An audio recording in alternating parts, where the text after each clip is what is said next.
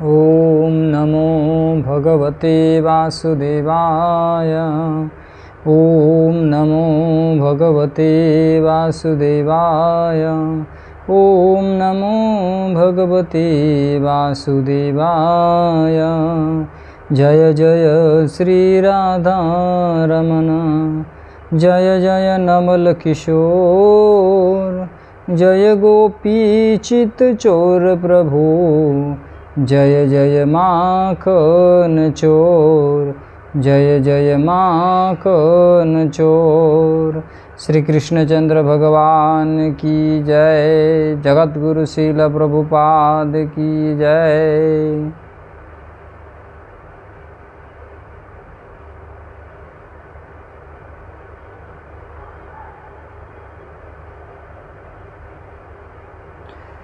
उपस्थित पधारे हुए समस्त भक्तवृंद एवं इस कथा को परम सुशोभित करने वाले समस्त भक्तवृंद वृंदावन, आप सभी का सावन मास के पवित्र मास में श्रीमद् भागवत कथा के छठे दिन में आप सभी का स्वागत एवं आप सभी भक्तों के चरणों में हमारा प्रणाम।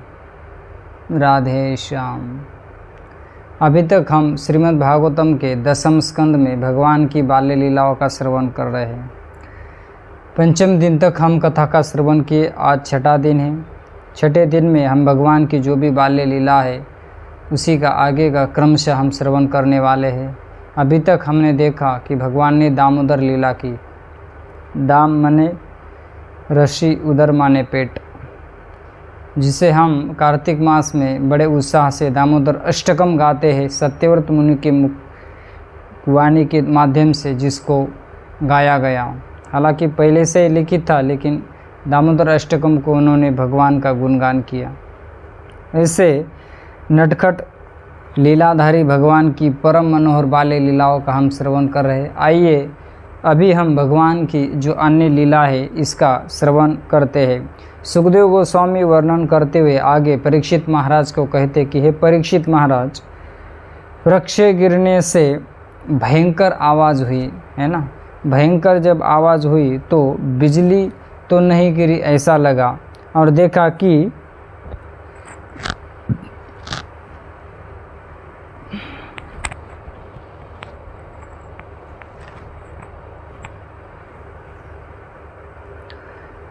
एकदम सब भयभीत हो गए, एकदम भयंकर भयभीत हो गए और वृक्षों के पास गए। वहाँ उन्होंने देखा कि 2 अर्जुन के वृक्ष गिरे हुए हैं और उन 2 वृक्षों से कृष्णा नटखट घसीटते हुए आके निकल गए। तो नंद बाबा ने तुरंत देखा कि कृष्ण वहाँ पर है, तो नंद बाबा गए और नंद बाबा ने उस रस्सी का जो बंधन बांध दिया था उसको कृष्ण से छोड़ दिया और अपने गोद में ले लिया। तो अब ऐसी भगवान की यह जो नटखट लीला है, इसमें नारद मुनि ने शाप दिया था यमलार्जुन को कि कृष्ण आकर आपका उद्धार कर देंगे। तो ऐसे कृष्ण जब ब्रज में नटखट लीला करते हैं तो सबको आनंद आता है। इसी के बीच में कहते हुए कह रहे कि वहीं पर कुछ बालक खेल रहे थे और उन्होंने कहा कि यही इस वृक्ष से बीच में से निकल गए और घसीटते हुए 2 वृक्ष गिर गए और उसमें से 2 देवता निकले, वो स्तुति कर रहे थे। तो कहे कि ये जितना सा छोटा सा है और ये वृक्ष को उखाड़ सकता है। इस तरह से वहाँ पर वो अन्य गण वाणी अपनी प्रकट कर रहे थे कि ऐसे कैसे हो सकता है। तो उनको प्राणों से प्यारा बच्चा रस्सी से बंधा हुआ उसको घसीटते जा रहा है और उन्होंने उसकी रस्सी की गांठ खोल दी। तो यहाँ पर सर्वशक्तिमान भगवान ऐसी नटखट लीला करते हैं और आगे कहते हैं कि यही भगवान कभी कभी गोपियों के फुसलाने पर, गोपियाँ जब फुसलाती है, कृष्ण ने थोड़ा नाच के तो दिखा, ठुमका तो लगा के दिखा, तो कृष्णा अपना ठुमका लगा के दिखाते हैं, है ना। कभी कभी कृष्ण की नटखट लीलाओं को देखने के लिए गोपियाँ आती है और कृष्ण को कहती कि कृष्ण ने थोड़ा गोबर उठा ले, माने जो उनका गोबर उठाने के लिए जैसे आजकल लोग बड़े बड़े साधन का उपयोग करते, वैसे गोपियाँ अपना साधन लाती और कृष्ण को केवल देखने के लिए कहती है कि कृष्ण ने तेरा हाथ तो लगा दे थोड़ा। तो इस तरह से ताकि कृष्ण का मुख दर्शन हो जाए उनको। कभी कभी वह तोलने के बटखटे उठा लाते जिससे तोला जाता है, कभी कभी वो खड़ाऊ ले जाते, कभी अपने प्रेमी भक्तों को आनंदित करने के लिए पहलवानों की भांति वो ताल ठोकते। जैसे पहलवान होते हैं ना, यूँ ऐसे ताल ठोकते हैं, वैसे कृष्ण कभी कभी ताल ठोकते हैं। कभी कभी बछड़ों के मुंह पकड़कर उनके दांत गिनने लगते हैं, कभी कभी गायों के सींग पकड़ लेते हैं। तो गोपियाँ कहती है कि नेक नाच के तो दिखा थोड़ा। तो इस प्रकार से कृष्ण अपनी मधुर बाल्य लीलाओं से ब्रजवासियों को आनंद देते हैं, आनंद में विभोर कर देते हैं। वह दिखलाते हैं कि देखो मैं अपने भक्तों के अधीन हूँ, इसलिए कहा है कि अहम भक्त पराधीन। संसारी लोगों को दिखा लेते हैं भगवान कि मैं अपने भक्तों के वश में हूँ।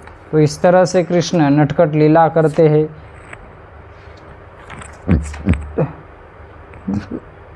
अब यहाँ पर वर्णन कर रहे सुखदेव गोस्वामी कि वृक्षों के गिरने का आवाज़ आने पर उन्होंने देखा कि हमारे कृष्ण का प्राण बच चुका है, कहीं न कहीं से कुछ न कुछ अरिष्ट होते जा रहा है, हमें यहाँ रुकने के लिए अच्छा नहीं, यहाँ से हमें कहीं अन्यत्र जगह जाना चाहिए। तो कहते हैं कि वन्नम वृंदावनम नाम पशव्ये नवकाननम गोप गोपी गवां सेव्यम गोप गोपी गवां सेव्यम पुण्याद्रितन विरुद्धतम पुण्याद्रितन विरुद्धतम। कहते हैं कि वनम वृंदावनम, वृंदावन में कई सारे वन हैं, जैसे बेलवन है, बेलवन है, भांडीर वन है, उसके पहले बेलवन आता है, बंसीवट आता है। इधर जाएंगे तो भतरुड़ बिहारी की तरफ अशोक वन आता है। फिर अब निकल जाएंगे राल की तरफ तो बहुला वन आता है, निधि वन आता है, ताल वन आता है। तो और वृंदावन की परिक्रमा करते समय एक कैमार वन आता है। तो ऐसे कई प्रकार के वृंदावन में वन है। तो कहते कि 12 वन है, 12 वनम पशव्य नव काननम, और पशु के लिए बहुत बढ़िया से है। कहते गोप गोपी गवाम गत्वा, वहाँ जाकर गोप गोपी भी इसका सेवन करेंगे। पुण्याद्रि परम पवित्र, पुण्य माने पवित्र, अद्रि माने पर्वत है, वहाँ लता है, घास है, सब कुछ है। क्यों? क्योंकि वहाँ हम रहेंगे। तो कहते कि ये बड़ा ही परम मंगल है हमारे लिए, वहाँ किसी काम की कोई कमी नहीं। यदि सबको यह बात जचती है तो अभी हम यहाँ से निकल जाएंगे। तो सब गोप और नंद बाबा ने ये बात कही तो सब बोले हाँ हाँ हमें यहाँ से निकलना चाहिए। कहते हैं कि वृंदावनम गोवर्धनम यमुनानि पुलिनानि च भिक्षासी द्रुतात्मा प्रीति राम माधवयोर्नृप प्रीति राम माधव यो नृप। वृंदावन माने जहाँ पर बहुत भारी मात्रा में तुलसी महारानी विराजते हैं उसे वृंदावन कहते हैं, या जहाँ पर 12 वनों से घिरा हुआ यह वन है उसे भी वृंदावन कहते हैं। या वृंदावन का मतलब है कि जहाँ पर वृंदा देवी तुलसी महारानी सदैव भगवान की लीलाओं में सहायता प्रदान करती है, सेवा करती है, ऐसा वृंदावन। तो ऐसे परम मंगल वृंदावन में कहते कि गोवर्धनम है, जहाँ पर बहुत सारे वृक्ष है, फलों के वृक्ष है, फूल के वृक्ष है, घास भरपूर मात्रा में है, उनके बगल में यमुना जी बहती है, ऐसा गोवर्धन। उसी के यमुनानी पुलिन, यमुना जी का पुलिन तट है, ऐसा परम मंगल दिव्य वृंदावन धाम। कहते हैं कि वृक्षांशी द्रुत, वृक्ष है, द्रुत माने पेड़, बहुत सारे वृक्षों के लदा भदा भरा हुआ है। और प्रीति राम माधव नृप, राम माधव, राम माने बलराम जी, माधव माने माधव का मतलब होता है कि लक्ष्मी की भी जो पति है उसे माधव कहते हैं। ऐसे कृष्ण बलराम दोनों हे नृप मने राजन प्रीति मने प्रेम पूर्वक कहते हैं कि थोड़ी दिनों में समय आने पर वे बछड़े चराने लगे। बछड़े छोटे छोटे गाय के बछड़े होते ना, वो अभी उनको लेकर निकल गए कृष्ण बलराम। हाँ। कदाचित यमुना तीरे वत्सांश्चारयते शोके ही वयस्य कृष्ण बलयोर जिघांसु देते हैं आगमत। अब ये तो वृंदावन में आ गए, ठीक है। अब आने के बाद और क्या लीला हो रही है, कहते हैं कि कुछ ही समय में माने एक दिन के बाद यमुना तीरे, यमुना जी के तीर पर तट पर कहते कि वत्सांश, वत्स माने बछड़ों को, अपने अपने बछड़ों को लेकर चरा रहे कृष्ण। तो कहते हैं कि वयस से उनके समस्व समान कृष्ण बलराम छोटे छोटे बछड़ों को लेकर चरा रहे। तो वहाँ पर जिघांसु मने मारने की इच्छा से, सुदैत्य आगमत माने आ गया। जैसे पूतना जिघांसया स्तनम दत्वा, कृष्ण को मारने की इच्छा से अपने स्तन पर हलाहल विष, हलाल माने एकदम भयंकर विष लगाकर आई थी। ऐसे यहाँ पर कहते हैं कि यह दैत्य कृष्ण को मारने के लिए आया। अब कृष्ण ने देख लिया इसको, है ना, कृष्ण ने देखकर भी अनदेखा कर दिया, उसके ऊपर अपनी नज़र रख दी कि यह बनावटी बछड़ा रूप धारण करके हमारे झुंड में आ गया है। और आँखों के इशारे से बलराम को दिखाते हुए धीरे धीरे उनके पास पहुंच तो गया। उसी समय ऐसा जान पड़ता था मानो वे दैत्य को पहचान ही नहीं रहे। तब इस हट्टे कट्टे सुंदर बछड़े पर मुग्ध हो गए। और कृष्ण ने क्या किया कि उसकी जो पूँछ होती है ना, अब ये बछड़ा है, बछड़े की पीछे की जो पूँछ है, कहते हैं कि उसके दोनों पीछे के पीछ के साथ, क्षमा कीजिए, पूँछ के साथ उस बछड़े के दोनों पीछे के जो पैर थे ना, उस पैर को पकड़ लिए और आकाश में सुई सुई सुई ऐसे कर देना आवाज़ आता है, ऐसे घुमाया। और कहते कि घुमा घुमा कर उसके प्राण ऊपर ही उड़ गए और उसको कैद के वृक्ष के ऊपर फेंक दिया। इतने सारे वृक्ष थे, सब धड़ाम से गिर पड़े। उसका एकदम भयंकर शरीर था।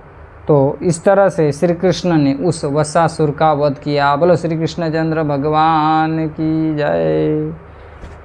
तो उसका इतना तगड़ा शरीर इस वृक्ष के ऊपर देखा, गिर गया। तो सब गोपा कह रहे वाह कन्हैया, वाह कन्हैया, वाह कन्हैया, इस प्रकार कहने लगे और प्रशंसा करने लगे। तो परीक्षित, जो सारे लोक के एकमात्र रक्षक कृष्ण बलराम अब वत्सपाल बन गए, माने बछड़ों को चराने लगे, सीधा सीधा समझ लो। और इसको क्या हो गया, कहते हैं कि अब देवता क्या करने लगे, फूलों की वृक्षा करने लगे। देवताओं को एक ही काम होता है, जब भी भगवान का युद्ध होता है, भगवान का विजय होता है, भगवान विजय होने के बाद क्या है, देवता तो भगवान के ही पार्ट में है, पीछे साइड में है, सब फूलों की वृक्षा करने लगते हैं। वैसे बोले कैसे, बोले जैसे हिरण्यकशिपु को मार दिया भगवान ने, सब देवता भगवान के जय जयकार करते हुए फूलों की वृक्षा कर रहे थे। उसी तरह से यहाँ पर देवताओं ने फूलों की वर्षा की भगवान के, कृष्ण के ऊपर। तो इस प्रकार से कृष्ण ने वत्सासुर का उद्धार किया। तो यह संक्षिप्त में वत्सासुर की लीला है। आगे वर्णन सुखदेव गोस्वामी वर्णन करते हुए कहते हैं कि स्वं स्वं वत्सकुलं सर्वे पाययिष्यन्त एकदा गत्वा जलाशयाभ्यासं पाययित्वा पपूर्जलं पाययित्वा पपूर्जलम्। हरे कृष्णा कृष्णा कृष्णा हरे हरे, हरे राम राम राम हरे हरे। तो अभी सुखदेव गोस्वामी आगे की लीला का वर्णन करते हैं। क्या कहते हैं? एक दिन की बात है, एकदा शब्द आ गए ने। जब जब एक बार शब्द आता है ना तो समझ लो कुछ ना कुछ तो अनुभव मैंने लीला होने वाली, कुछ गड़बड़ है। एकदा, एक बार, बस। स्वम स्वम वस्य कुलम सर्वे, सब लोग मैंने कृष्ण और कृष्ण के गोप सखा ग्वाल बाल, ये सब अपने सब वस्यों को लेकर मैंने बछड़ों को लेकर, अब बछड़ों को प्यास लगी है, उनको जलम पीतवा, जल पिलाया, और स्वम मैंने स्वयं भी पाए इतवा पपुर जलम, स्वयं भी पिए और बछड़ों को भी जल पिलाए। अब इतना हो गया तो आगे वर्णन करते हैं कि ग्वाल बालों ने देखा कि एक बहुत बड़ा विशाल जीव बैठा हुआ है। अब यह देखने के बाद उनको मालूम पड़ता है कि एकदम कोई बहुत बड़ा पहाड़ है और उस पहाड़ का टुकड़ा होकर गिर गया हो, ऐसे इतना भयंकर वो दिख रहा था। सुखदेव गोस्वामी कहते हैं कि ग्वाल बाल उसको देखकर एकदम डर गए। वह कंस का भेजा हुआ दैत्य था और उसका नाम था बक, माने बक बकी, बकासुर उसका नाम था। और यह बकासुर बड़े बगुले के रूप धारण करके वह आया था। उसकी चोंच जो थी ना बहुत बड़ी थी और वह स्वयं बड़ा बलवान था। उसने झपट कर कृष्ण को निगल लिया। यमुना जी के किनारे यह लीला हो रही है। कृष्ण को उसने जैसे ही निगल लिया तो सब ग्वाल बाल सखाओं ने जब देखा तो उनके शरीर के अंदर जो प्राण है वो सब अचेत हो गए, प्राणहीन हो गए हो, मानो जैसे उनके शरीर से सब इंद्रियां निकल चुकी हो, अचेतन हो गए। बलराम जी ने भी देखा, जब इसने ऐसे निकल लिया कृष्ण को तो सब हाहाकार मच गया सब जगह पर। तो ऐसी स्थिति में जब कृष्ण ने उसके अंदर थे तो आपने उसके अंदर ही अंदर कृष्ण ने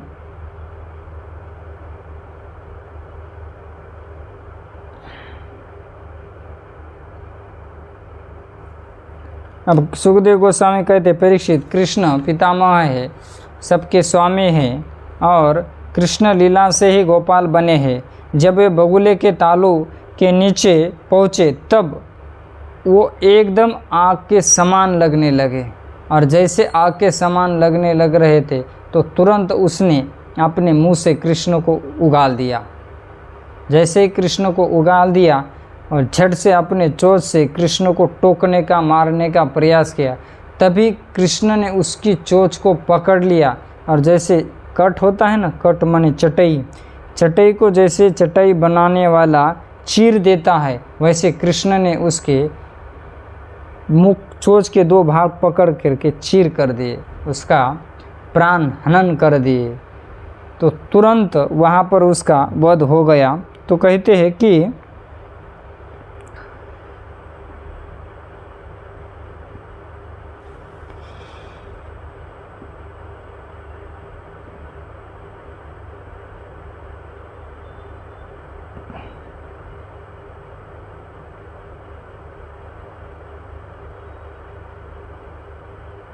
चीर डाले इसे देवताओं ने देखा, और देवताओं ने जब देखा तो बड़े आनंदित हो गए और देवताओं ने अपना कार्य शुरू कर दिया। क्या कार्य शुरू कर दिया? नाना तरह के फूल है, कमल का फूल है, चमेली का फूल है,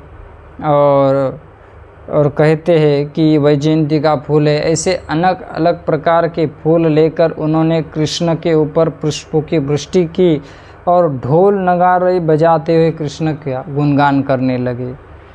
तो इस प्रकार से कृष्ण ने यहाँ पर वत्सासुर का भी उद्धार किया। सब ग्वाल बाल आश्चर्यचकित हो गए और कृष्ण के पास आकर कृष्ण के गले लग रहे थे। वाह कन्हैया, वाह, तूने तो बहुत बड़ा कमाल कर दिया।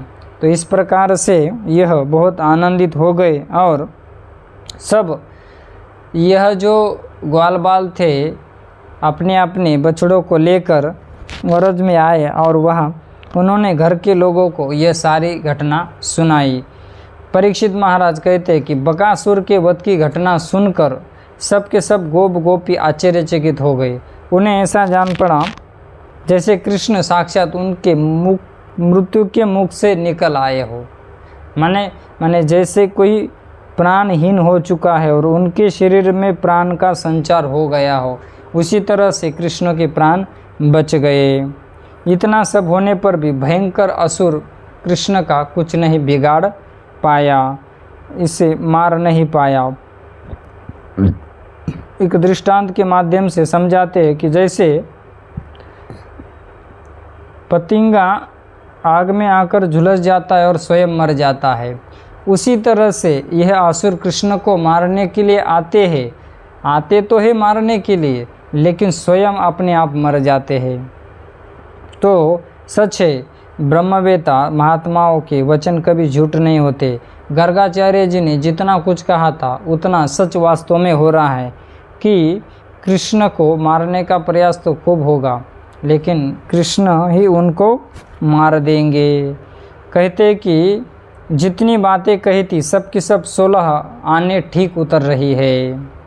नंद बाबा और गोप सखा इस तरह से राम श्याम की बातें किया करते हैं और कहते महत्वपूर्ण बात कि उनमें इतने तन्मय होते हैं। किसमें? राम कृष्ण की बातों में, माने उनकी कथाओं में। विवाद माने क्या? कथा है उनकी। इतने मग्न होते कि संसार के सारे दुख को वह भूल जाते हैं। अगर हम भी संसार के दुख को भूलना चाहते तो हमें राम और कृष्ण के कथा में तन्मय होना पड़ेगा। जब हम तन्मय होंगे तभी हमें इस संसार का दुख, परेशानी, इसका असर हमारे ऊपर नहीं होगा। क्यों? क्योंकि हम भी संसार में रहते हैं तो नाना तरह की समस्या है, चाहे परिवार की समस्या है, दूसरी समस्या है, कोई भी हो, लेकिन हम सत्संग से जुड़े रहते हैं, कथा का श्रवण करते हैं नित्य प्रति। तो इससे हमें क्या होता है कि कहते हैं कि इस दुखों का हमारे ऊपर कुछ पता ही नहीं चलता। मैंने कहते हैं कि उन्हें संसार के दुख संकटों का कुछ पता ही न चलता। आएंगे, समस्या आएंगी, बहुत सारे कष्ट आएंगे, लेकिन अगर हम भगवान की कथाओं को सुनते रहेंगे तो हमें भगवान की कथाओं से शक्ति प्राप्त होगी और अन्य चीज़ों का हमारे ऊपर इतना प्रभाव नहीं होगा जितना भगवान की कथा का, नाम का, सत्संग का होगा। इसलिए हमें कैसी भी स्थिति में भगवान की कथाओं को नहीं छोड़ना चाहिए। बोले कैसे? जैसे नंद बाबा गोप सखा तन्मय होकर इनकी बातें किया करते थे और उन्हें संसार के कहते हैं कि संकट का कुछ पता न चलता। अगर हम चाहते कि कुछ पता ना चले तो हमें भी बहुत तन्मय होना पड़ेगा। हाँ, तन्मयता होनी चाहिए, तभी काम बन पाएगा। इति नंदादयो गोपः कृष्ण राम कथा मुदाम कुर्वन्तु रममानस्य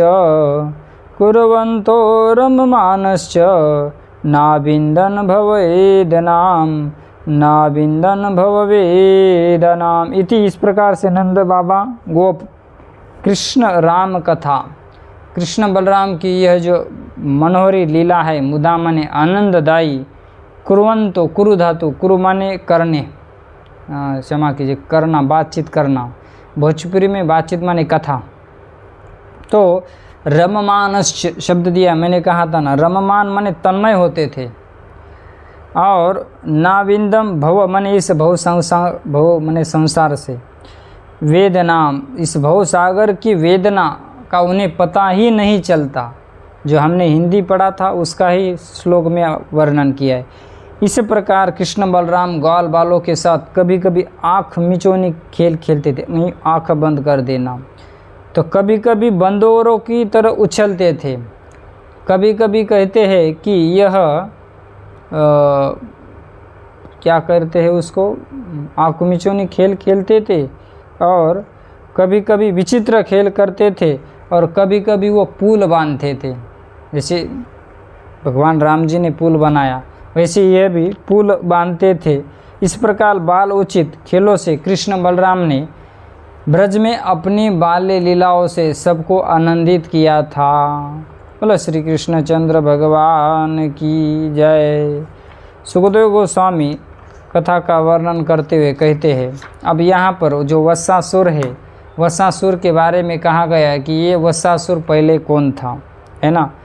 कहते कि ये मूर नाम, जो मूर नाम के देते थे उनका यह पुत्र था और इसका नाम प्रमिल। हाँ, एक दिन वह घूमता हुआ वशिष्ठ जी के आश्रम पर ब्राह्मण के वेश में वहाँ पहुँचा और उनकी नंदिनी गौ को मांगा, है ना। अब गाय को मांग दिया तो वशिष्ठ जी चुप रहे, लेकिन नंदिनी से रहा नहीं गया। उसने कहा कि दुष्ट, तू छद्म वेश धारण करके आया है। गाय ने कहा, छद्म माने ढका हुआ वेश धारण करके। जैसे छन्नो कलो अवतार चैतन्य महाप्रभु कलयुग में छन्ना अवतार में, ढक्के अवतार में आ चुके, वैसे ये छद्म माने अपने वेश को ढककर वह आ गया। तो गाय ने, जैसे गौ माता गैया ने, कहते हैं कि उसे कहा कि तू गोवत्स बन जा, बस शाप दे दिया।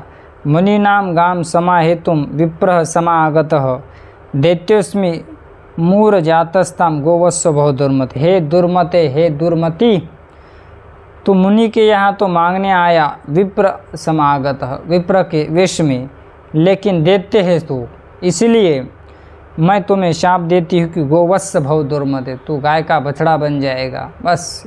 तो इसी के कारण यह क्या हो गया था, बछड़ा बन गया था। अब ये हो गए वत्सासुर। बकासुर का वर्णन क्या है, ये बकासुर पूर्व जन्म में हैग्रीव का पुत्र उत्कच नाम का था। कहते हैं कि इसने संग्राम में देवताओं को जीतकर देवराज इंद्र का छत्र और राजाओं का राज्य ले लिया था। एक दिन घूमते घामते संगम पर जाजली मुनि के आश्रम पहुंचा। वह जल में मछलियों को खाने लगा। मुनि ने मना करने पर भी माना नहीं। अब माना नहीं तो ये मुनि ने शाप दे दिया, अरे नीच, बगुले की तरह तू मछलियों को खा रहा है, मैं तुम्हें शाप देता हूँ कि तू बगुला बन जा। तो यह बगुला बन गया। फिर प्रार्थना करने लगा। तब मुनि ने कहा प्रसन्न होकर, द्वापर के अंत में कृष्ण के हाथ से तेरी मृत्यु होगी और तब तुम्हारा उद्धार हो जाएगा। श्री कृष्णचंद्र भगवान की जय। सुखदेव गोस्वामी आगे की कथा का वर्णन करते हैं। परीक्षित महाराज सुन लो। परीक्षित महाराज बड़े चाव से कथा सुन रहे हैं, जैसे हम लोग चाव से सुनते कि नहीं। कभी कभी तो झपकी मार देते हैं, यूँ, है ना। तो यहाँ पर सुखदेव गोस्वामी वर्णन करते हैं। क्या वर्णन करते हैं, सुखवाच क्वचित वनाशये मनो दधत व्रजात प्रातः समुत्थाय वयस्ये वत्सपान प्रबोधो यच्च गर्वेन चारुणा विनिर्गतो वत्सपुरसरो हरिः। सुखदेव गोस्वामी कहते कि हे परीक्षित महाराज, एक बार क्या हो गया, एक बार बहुत आया है भागवत में, एक बार। तो एक बार क्या कि मनो कृष्ण के मन में आ गया, अपने ग्वाल बाल सखाओं की बात समझ गए और वन को जाने के लिए शीघ्र ही प्रातः ब्रह्म वेला में ही यह उत्थाय निकल कर वयस्य वत्सवान, अपने बछड़ों को लेकर और अपने ग्वाल बालों की तरफ उड़ने लगे। तो कहते हैं कि विनिर्गतो, निकल गए, वत्सपुर सो हरि, हरि मन को जो हरण कर लेते उन्हें हरि करते हैं, है ना। या जिनके नाम मात्र का स्मरण करने से सभी प्रकार के पापों का नाश होता है, उनका नाम हरि। तो ऐसे हरि वत्सपुर मने आगे गैया बछड़े है और पीछे कृष्ण है। अब ये गए वन है ना कलेवा करने के लिए। तो कहते कि सुबह का ब्रेकफास्ट समझ लो आपकी भाषा में। तो अब ये आँख मिचौनी खेल खेल रहे थे। अब जब ये खेल खेल रहे थे तो कृष्ण ने कहा कि तुम सब छुप जाओ, मैं तुम्हें ढूंढ लूँगा। अब ये ढूंढ छुपने के लिए गए। तो कहते हैं कि उन्होंने इतने में स्थान देख रहे थे, कहाँ छुपे तो वहाँ अघासुर, अघ माने पाप, वहाँ अघासुर आ गया उस स्थान पर और कहते हैं कि उसने बड़ा विशाल रूप अपना धारण कर लिया और अपनी जीवा को फाड़कर माने फैलाकर, अपनी जीवा फैलाकर ऐसा ज़मीन पर बैठ गया। एक भाग ऊपर किया, एक भाग नीचे कर दिया और अपना जो प्राणायाम आसन लगाकर माने अपना श्वास उसने रोक दिया। बस चेतनता नहीं उसमें, अचेतन होकर वहाँ वह बैठ गया। तब क्या हुआ कि वहाँ पर कहते हैं कि न हिल रहा है न ये डुल रहा है, जैसे कोई पाषाण मूर्ति बना था।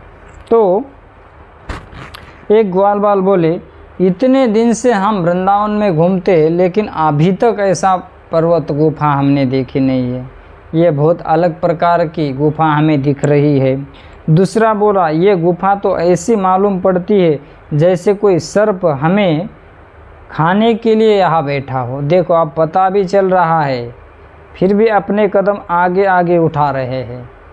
अब एक कहता है कि अरे तुझे पता है क्या, इस बड़ी इस वन में गुफा है और ऐसे गुफा में साधु संत अंदर बैठकर अपनी भजन तपस्या करते हैं, तो चलो हम इसमें ही चले।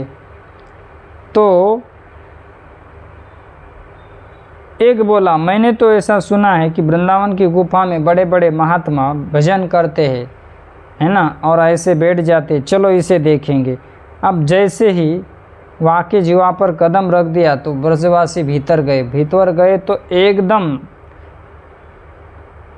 कहते हैं कि ये इतना गधे की तरह मुँह लग रहा है। तो आगे वर्णन करते हैं कि ऐसी गजब की सड़क कभी देखी नहीं, चलो अंदर। जब अंदर चले गए तो उसके दांत नुकीले थे। देखो बोले कि ये जो महात्मा है, महात्मा अपनी सामान है यहाँ टंगाते होंगे इस पर। तो इतना विशाल उसका शरीर था कि उसके जो दांत थे उनको वो क्या समझ रहे थे, जैसे कुछ महात्मा लोग अपना सामान टंगने के लिए रखते हैं वैसे। तो उसी तरह से एक दूसरे से बातें करते करते वो अंदर चले जा रहे थे। और एक बोला, वृंदावन के महात्माओं का नियम होगा क्या कि अपने सामान खुटी से टांग के आवे सामान और वहाँ का वहाँ रहे और हम अपना भजन करते रहे, ऐसा कुछ होगा और आगे बढ़े। अब इतने में अघासुर जो था, अभी तक इसने अपना श्वास नहीं लिया था, अब धीरे से वह श्वास लेने लगा। जब श्वास लेने लगा तो उसके शरीर से एकदम दुर्गंध की वास फैलने लगी, एकदम बास आने लगी। तो बास आने लगी तो कुछ ग्वाला कहे, अरे कितना दुर्गंध बास मार रहा है। तो कुछ ग्वाला कहे, देखो भैया यहाँ महात्मा लोग भजन तपस्या करते हैं, नहाते तो है नहीं है, तो उनके शरीर की दुर्गंध आती होगी। एक कहता है कि तुझे पता है महात्मा भजन करते हैं, है ना, शरीर पर मैल जमता है और कीड़े भी रहते हैं, तो वहाँ कीड़े मरे होंगे तो इसी के कारण उसका दुर्गंध आता होगा। तो इसी तरह से एक दूसरे से बात करते हुए चले जा रहे हैं। तो अब इस कारण वह गर्म हवा उसने छोड़ दी। दूसरा बोला, क्यों रे तो दुर्गंध क्यों आ रही? एक ने कहा कि मैया महात्मा अपने शरीर को ध्यान नहीं रखते हैं, इसी के कारण। अब इस प्रकार से आपस में शंका करने लगे और आपस में ही समाधान कर लिया। एक बोला, हमें तो डर लग रहा है भैया, अभी हमने देखा कि बकासुर आया था, कृष्ण को निगल लिया था, लेकिन कृष्ण ने उसको मार दिया, है ना। तो अगर ये उसी तरह से हमारे साथ कुछ हो जाए तो ग्वाल बाल कहते कि हमारा कन्हैया है ना, वो हमें बचा लेगा। तो सब गोपाल कृष्ण के ऊपर विश्वास रखते हुए उस गुफा के अंदर चले जाते हैं।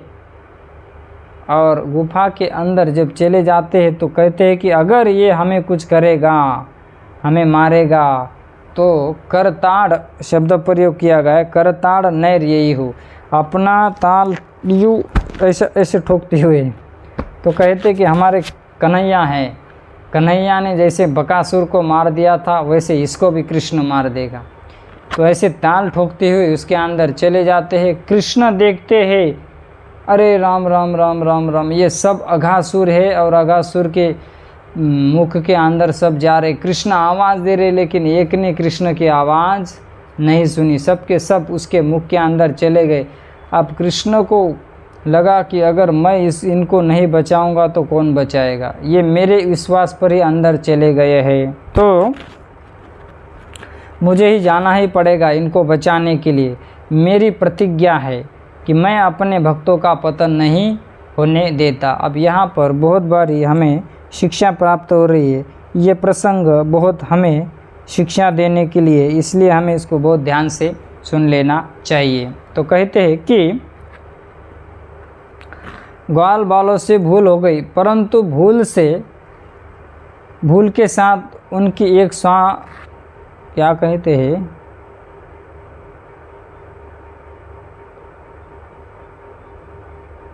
हाँ भूल तो हो गई, लेकिन कहते कि कन्हैया हमारे साथ है। कृष्ण के ऊपर उनको विश्वास है कि कृष्ण हमें बचा लेगा। तो कहते हैं कि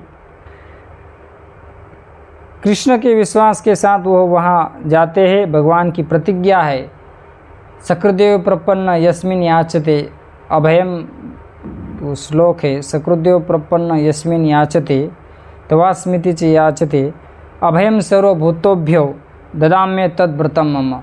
सकृत मन एक बार भी कोई कहता है कि हे नाथ मैं आपका हूँ, हे कृष्ण मैं आपका हूँ, तो भगवान कहते हैं कि वो मेरा है, मुझे शरण आ चुका है और उसकी रक्षा करना मेरा कर्तव्य है। तो इसी प्रकार से तो फिर कहते हैं कि यह मेरी प्रतिज्ञा है, जैसे रामायण में की थी उसी तरह से।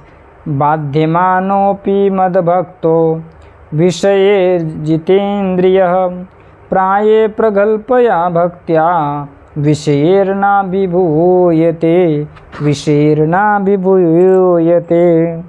भगवान कहते कि उद्धव सुनो कि जो भक्त मेरे ऊपर विश्वास रखते हैं, है ना, तो मैं उन भक्तों की रक्षा करता हूँ। कभी कभी यह बलवान इंद्रियों के कारण विषय भोग में फंस जाते हैं और फंस जाने के बाद इनका पतन होने की संभावना होती है। तो ऐसे पतन होने वाले भक्तों की मैं रक्षा करता हूँ। क्या है, बोले कि पाप का भी पेट फाड़कर निकाल लाता हो, पर भक्त का पतन नहीं होने देता हो। अपना बच्चा कितना भी गंदा क्यों न हो, अगर गंदगी में गिरता है तो माँ उसको उठा लेती है, उसको संभाल लेती है, उसको साफ कर लेती है, चाहे बच्चा कैसा भी क्यों ना हो जाए। यहाँ पर यह बात बताई जा रही है। और पिता भी फिर बच्चे के लिए माँ का साथ दे देता है। तो उसी तरह से कहते हैं कि पिताजी भी पीछे भागने लगते हैं। जरा हमें भी दो जन्म जन्मांतर के अभ्यास का स्वरूप इंद्रियों के विषय के प्रति जो आकर्षण है, जल्दी से उसका निरोध नहीं होता है, उसका निग्रह नहीं होता है। इसलिए कहते हैं कि बड़े बड़े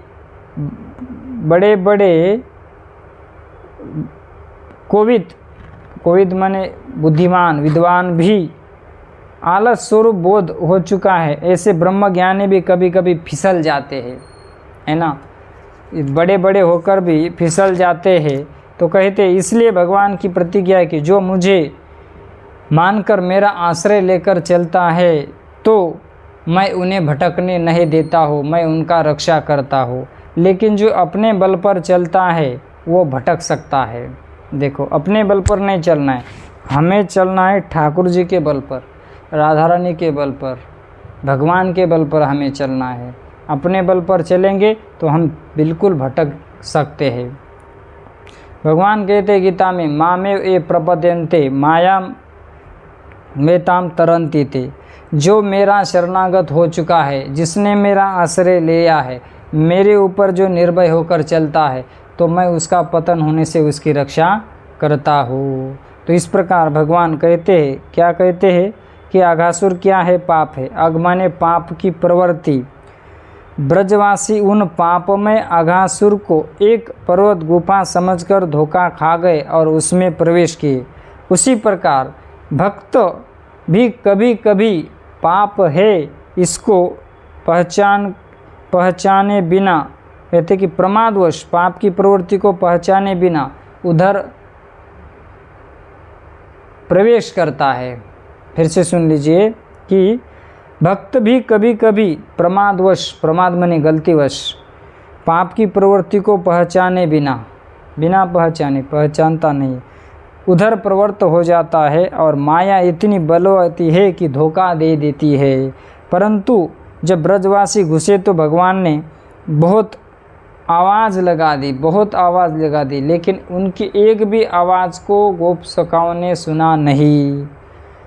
उसी प्रकार भगवान का शरणागत भक्त जब किसी भी पाप वृत्ति में प्रवेश करता है तो हमारे हृदय में जो भगवान बैठे हैं ना, हमारे हृदय में बैठे हुए भगवान हमें आवाज़ देते हैं कि ये गलत कार्य है, ये मत करो, ये नहीं करना चाहिए। भगवान हमें सावधानी की घंटी बजाते हैं हमारे हृदय के अंदर से, लेकिन फिर भी हम भगवान के उस आवाज़ को, हृदय में जो परमात्मा के रूप में बैठे हुए भगवान की आवाज़ को हम दबाते हैं, रोकते हैं और पाप कर देते हैं।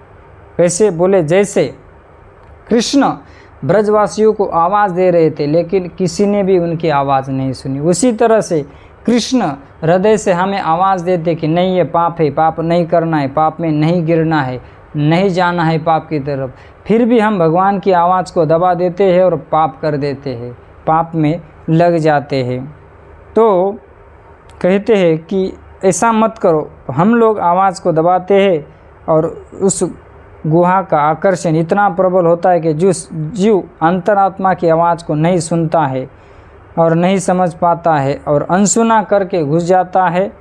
जैसे ब्रजवासी घूमे थे वैसे भगवान के इतना पुकारने पर भी किसी ने नहीं सुना, नहीं सुने तो अघासुर के मुख में चले गए। अब अघासुर के मुख में जाने के बाद कृष्ण भी कहते हैं कि मुख में प्रवेश किया। जैसे कृष्ण ने मुख में प्रवेश कर लिया, अब सब ब्रजवासी आ गए, मैंने गोप सखा ग्वाल बाल, अब सब इन्होंने अंदर एंट्री की है। अब कृष्ण को पता चला कि अघासुर है ना, अब ये आया है मारने के लिए, अब इनको मैं नहीं बचाऊंगा तो कौन बचा सकता है, ये तो मेरे विश्वास पर गए, मेरे आश्रित होकर गए हैं। तो फिर कृष्ण ने भी अघासुर के मुख में एंट्री की।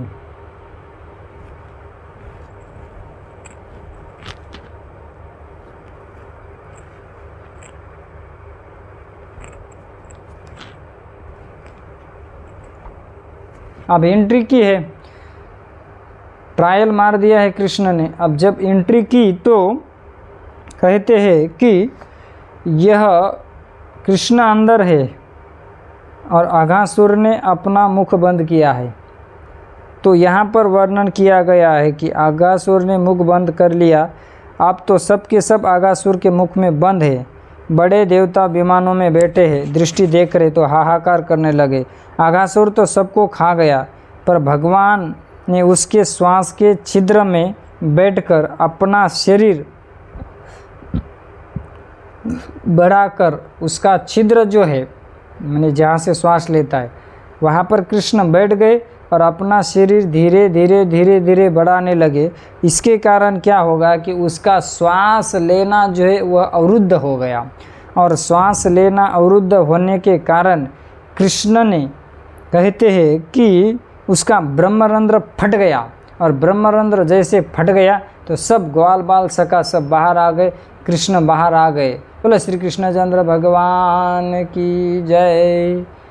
तो उसके शरीर से एक ज्योति निकल गई और भगवान कृष्ण के चरण में विलीन हो गई देखते ही देखते। और फिर कृष्ण ने जो गोप बाल थे उनको अपने अमृतमय दृष्टि से फिर से उनको जीवित कर दिया। तो सबके सब सोते हुए थे, लेकिन जाकर खड़े हुए और अघासुर के शरीर से वो तेज पुंज निकला, कृष्ण के चरण कमलों में विलीन हो गया। तो इस प्रकार से भगवान ने ब्रजवासियों की रक्षा की और अघासुर का उद्धार किया। परीक्षित महाराज कहते हैं कि अघासुर का भी उद्धार हो गया। बोले हाँ। अरे बोले जो भगवान का नाम का उच्चारण कर लेता है उस जीव का भी कल्याण हो जाता है। अघासुर के शरीर के अंदर भगवान हो गए थे, माने प्रविष्ट हो गए थे, तो उसका उद्धार क्यों नहीं हो सकता? उसका उद्धार तो होना ही होना है। क्यों? क्योंकि उसको कृष्ण का स्पर्श हो गया था, कृष्ण उसके शरीर के अंदर चले गए थे, उसका पेट भी फाड़ दिया था कृष्ण ने, और कहते कि ये मर गया, तो ये कैसे नरक में जा सकता है? कैसे जाएगा, है ना? भगवान का जिसको स्पर्श हो गया उसका कल्याण हो जाता है। तो आश्चर्य तो इसमें क्या करना है, हे परीक्षित महाराज। सुखदेव गोस्वामी इस तरह से समझा रहे कि आज अघासुर मरा है, प्रश्न किया है, तो फिर एक ब्रजवासियों ने कहा कि उसके 1 साल बाद घर में आकर मैया को कहने लगी, मैया मैया कृष्ण ने आज अघासुर को मार दिया। बोले 1 साल होने के बाद ये घटना घटी, ये क्या बात है मांजरा, हम कुछ समझ नहीं पा रहे हैं। तो परीक्षित महाराज एकदम चौंक गए। ये घटना 1 वर्ष के बाद ब्रजवासियों ने क्यों सुनाई? सुखदेव गोस्वामी कहते कि सुनो परीक्षित, तुम्हारे मन में अतिशय अनुराग मुझे देखकर कोई भी रहस्य छुपा नहीं जाता। सुनो, ग्वाल वाल जब गैया चराने जाते हैं ना, तो अपना कलेवा बांधकर साथ में ले जाते, और जहाँ कोई अच्छा सा रखने का स्थान देखते हैं और गैया को चराने लगते हैं। गैया चरती है, बछड़े चरते हैं एक जगह पर, और ये ग्वाल बाल खेलते रहते हैं, कृष्ण खेलते रहते हैं और अपना कलेवा निकाल कर खाते हैं। तो कहते हैं कि आपस में वो खेलते हैं। जब सब ब्रजवासी अघासुर के मुख से निकले तो बोले, कन्हैया आज तो कृपा से तुम बच गए हो, नहीं तो हमारा नाश्ता होता। तो इस तरह से यह अघासुर की जो लीला है, हमने इसे थोड़ा संक्षिप्त में श्रवण कर लिया। अघासुर के पूर्व जन्म का इतिहास का वर्णन करते हैं गर्ग संहिता में, वृंदावन खंड में। कहते हैं कि यह शंखासुर का पुत्र था और यह एकदम कामदेव के समान सुंदर था। जैसे कामदेव सुंदर है न, वैसा अब ये इतना सुंदर था। और ये गया था मलय पर्वत पर, हाँ मलयाचल पर्वत पर गया था, और मलयाचल पर्वत पर थे अष्टावक्र मुनि। अब अष्टावक्र मुनि 8 जगह से टेढ़े हैं, है ना, इसलिए उन्हें अष्टावक्र मुनि कहा। अब देखा उन्होंने, मैंने ये तो इतना बड़ा सुंदर है, और इतना बड़ा सुंदर था तो उसने देखा कि ये कितनी कुरूप है। ऐसा क्या कहा है, देखो, बोला कि देखो टेढ़ी गति से चलने वाले मुनि कितने कुरूप जान पड़ते हैं। जब ऐसा कहा मुनि ने सुना तो मुनि ने कहा कि दुर्मते, टेढ़ी गति वाला तो कुरूप हो जा, बस तुरंत शाप दे दिया। अब रोने लगा, गिड़गिड़ाने लगा, प्रार्थना करने लगा। तब अष्टावक्र मुनि ने कहा कि देखो कि क्षमा मांगने पर उन्होंने कहा कि तुम्हारे शरीर में करोड़ों करोड़ों कामदेव के समान सुंदर ऐसे कृष्ण जब तुम्हारे शरीर में प्रवेश करेंगे, है ना, तुम्हारा शरीर फाड़ देंगे, विदीर्ण कर देंगे, तब तुम्हारा उद्धार हो जाएगा, माने तुम सर्प योनि से मुक्त हो जाओगे। कोटि कंदर्प लावण्य श्री कृष्ण स्तुतोदरे यदा गच्छेत् सर्पम रूपादातुम मुक्तिर्भविष्यति। कोटि कंदर्प लावण्य, करोड़ों करोड़ों कामदेव को लजाने वाले ऐसे सुंदर श्री कृष्ण चंद्र भगवान, उनका शरीर तब उदरे, तुम्हारे उदर में जब आएगा, तब यदा गच्छेत सर्पम रूपा, तुम सर्प योनि से मुक्त हो जाओगे। भविष्यति, भविष्यति माने जब भगवान द्वापर में लीला करेंगे तब जब कृष्ण इसके उदर में आ गए, ब्रह्मरंध्र को विदीर्ण कर दिया, तब इसका उद्धार हो गया। तो यह है यह अघासुर के पूर्व जन्म का इतिहास गर्ग संहिता वृंदावन खंड में इस कथा का वर्णन आता है। अब आगे का जो प्रसंग यहाँ पर दिया है, ब्रह्मा जी के द्वारा ब्रह्म विमोचन लीला, माने भगवान अपने ग्वाल बालों के साथ बैठते हैं और बैठकर उनका झूठन खाते हैं। अब झूठन खाने के बाद ब्रह्मा जी देखते कि ये भगवान हैं। अब अघासुर को तो मार दिया, अघासुर को मारने के बाद सब देवी देवता आते हैं, भगवान के ऊपर पुष्पों की वृष्टि कर लेते हैं, चले जाते हैं। ब्रह्मा जी जब भगवान को देखने के लिए आते हैं तो देखते हैं कि ये भगवान है, ग्वाल बालों के बीच में बैठे हैं और ग्वाल बाल उनको खिलाना चाहते हैं लेकिन खुद खाते हैं। तो कृष्ण के मुंह से लार टपकती है और झूठा खाते हैं। ब्रह्मा जी कहते हैं कि जिनकी पूजा करने के लिए ब्राह्मण 3-3 समय नहा लेते हैं, इतने पवित्र शुद्ध रहते हैं, वही जगत के नाथ ये भगवान है और ये दूसरों का झूठा खा रहे, झूठा खाने के लिए भाग रहे, ये भगवान हो सकते हैं। ब्रह्मा जी भी मोहित हो गए। ऐसी ब्रह्म विमोहन लीला है ना, इसलिए कहते हैं कि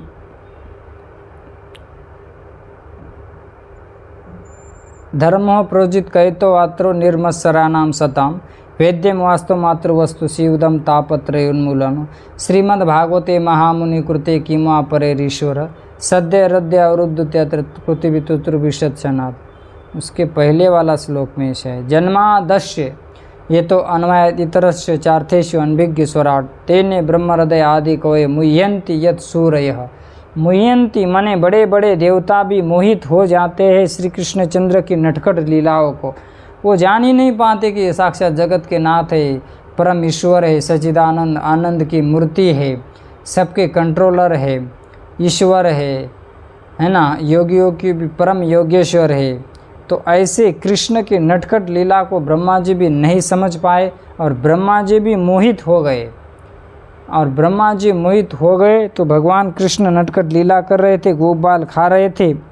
खाते खाते ब्रह्मा जी ने क्या किया कि जहाँ पर इनकी गैया चर रही थी, बछड़े चर रहे थे, तो इन घास खाते खाते खाते ये दूर चले गए। अब दूर चले गए तो सब गोप बाल सका वहाँ पर कलेवा खा रहे, भोजन पा रहे। तो गैया को देखना है तो कृष्ण कहे कि तुम सब यहाँ बैठो, मैं सब गैया को देख लेता हूँ। तो कृष्ण ने अपना दही और भात अपने हाथ में ले लिया। देखो कृष्ण क्या खाते थे, दही और भात, है ना। तो यह धारण करके कृष्ण निकल गए गैया को देखने के लिए। तब तक ब्रह्मा जी आए और ब्रह्मा जी ने क्या किया, जितने भी बछड़े हैं, ग्वाल बाल है, इनको चुरा लिया, जो बछड़े हैं गैया है इनको भी चुरा लिया। तो ब्रह्मा जी ने इस प्रकार से वहाँ से उन सब का हरण कर लिया। तो यह जो कथा है, यह कथा हम संक्षिप्त में कल के अंतिम दिन में श्रवण करेंगे। ब्रह्म विमोहन लीला का भाग और ब्रह्म विमोहन लीला ब्रह्मा जी भगवान की स्तुति करते हैं और उसके बाद में धेनुकासुर का उद्धार और फिर कालिया दमन लीला, और कालिया दमन लीला में नागपत्नियों के द्वारा भगवान की स्तुति, और फिर हम दावाग्निपान लीला को करते हुए सप्तम दिन के कथा सत्र में विराम की ओर जा रहे हैं।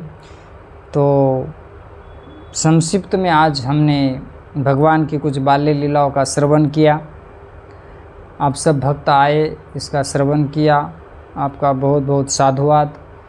परम मंगल, परम पवित्र सावन मास में, और जो चातुर्मास चल रहा है उसमें भी सावन में हमें भगवान की बाल्य लीलाओं का श्रवण करने का वृंदावन में अवसर प्राप्त हो रहा है। यह हम सभी का परम सौभाग्य है और हम श्रवण कर रहे। आप बहुत शांति से बैठे हैं और बहुत अच्छी तरह से साथ भी दे रहे हैं, तो आप सभी का बहुत बहुत साधुवाद है। और ऐसे ही आते रहिए। कल कथा का अंतिम दिन है, तो इसलिए हम कुछ लीलाओं को संक्षिप्त में वर्णन किए समय के हिसाब से। तो कल हम आगे का सत्र सुनेंगे। ग्रंथराज श्रीमद् भागवतम महापुराण की जय। श्री श्री राधा श्याम सुंदर ललिता विशाखा की जय। श्री श्री कृष्ण बलराम की जय। श्री श्री गौर निताय की जय। वृंदावन धाम की जय। गिरिराज महाराज की जय। प्रभुपाद की जय। समवेद गौर भक्त वृंद की जय। जय जय श्री राधे श्याम। जय जय श्री राधे श्याम। जय जय श्री राधे श्याम। आप भक्तों का बहुत बहुत धन्यवाद है कि आप आए, इतने दिन तक श्रवण किया और हमें बहुत प्रेरणा प्राप्त हुई कि आप लोग श्रवण कर रहे, इसलिए हमें भी गुणगान करने का अवसर इस ब्रजभूमि वृंदावन धाम में प्राप्त हो रहा है।